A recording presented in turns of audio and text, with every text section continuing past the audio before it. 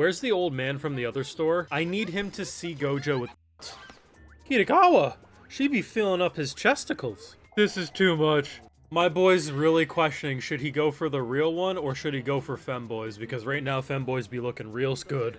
The only way that dress-up scene would have been better is if that old man from the shop would have seen Gojo dressed up on top of being felt up by Kitagawa. It's the only way that groping scene would have been better.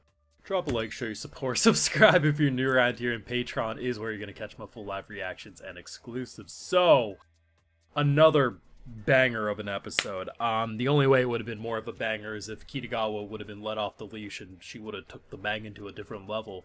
So we get a lot with our new pal, who revealed himself to be a boy last week and is like, hey, I'm a guy. I like to cosplay, right? And, to be honest, everything we learned about him in this episode just has me saying, for the love of God, bring him back. He seems like he's a perfect fit for the cast. He's adorable.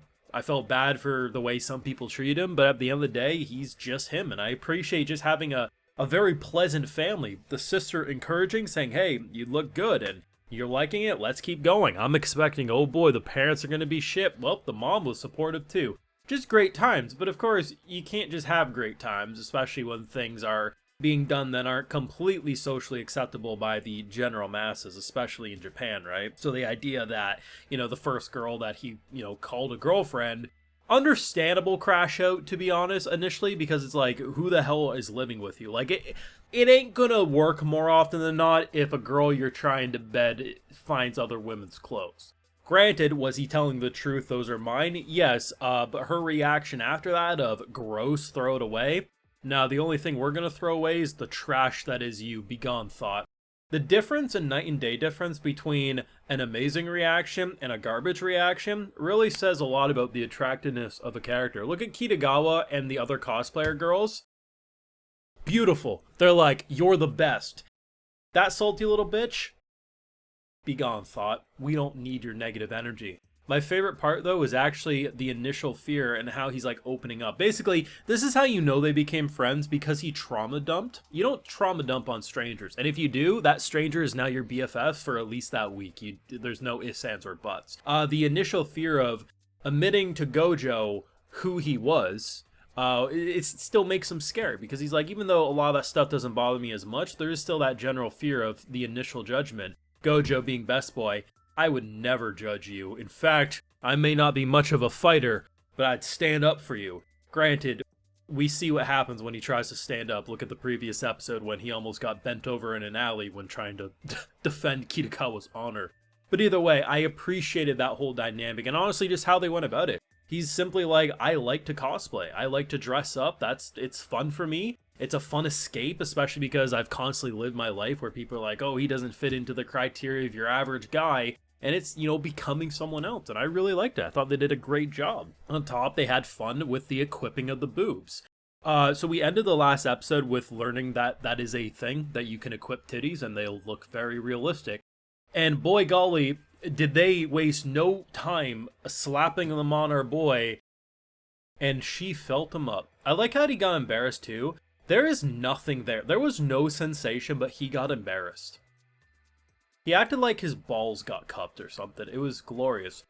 But here's the thing. I said it was either in the first episode or the second episode. If he dressed up as a bunny, like a bunny girl, Kitagawa would rock his world. And seeing what we just saw with the equipping of the boobs, the Oppai proves that fact. So all I'm learning is that the group of friends who are like, are you guys dating? Why aren't you dating? You just stop this.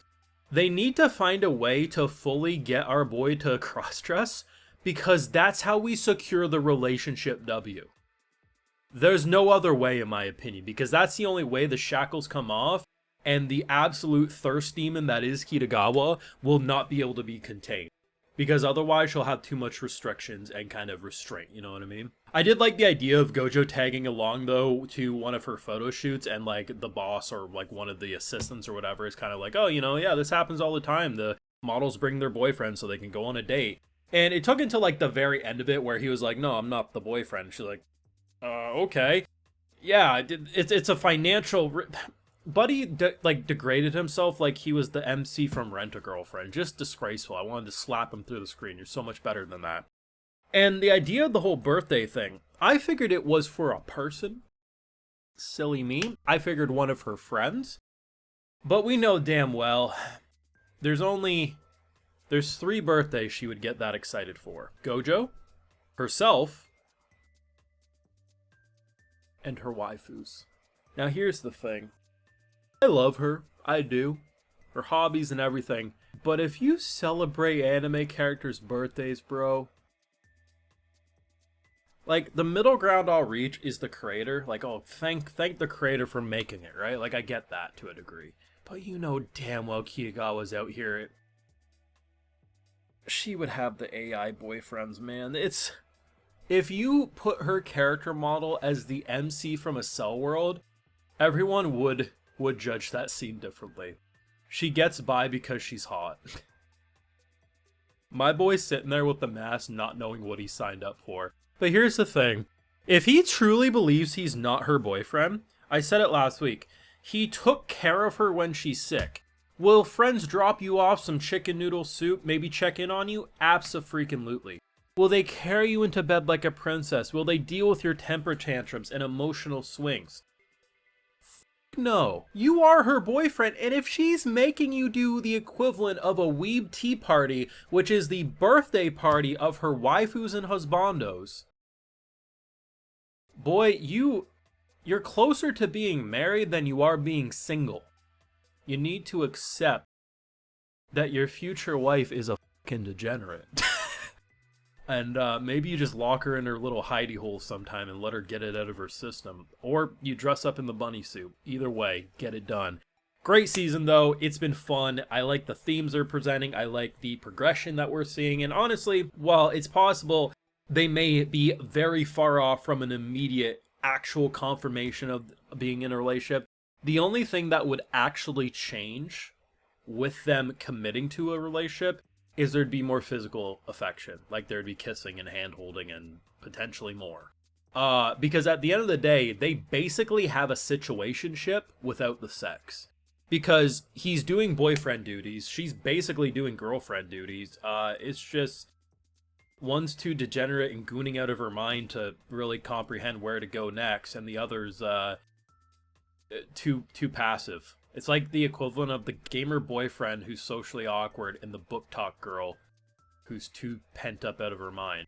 Except this time we have the girl who's too gooned out of her mind and the nerdy little autistic hobby. And it's fantastic.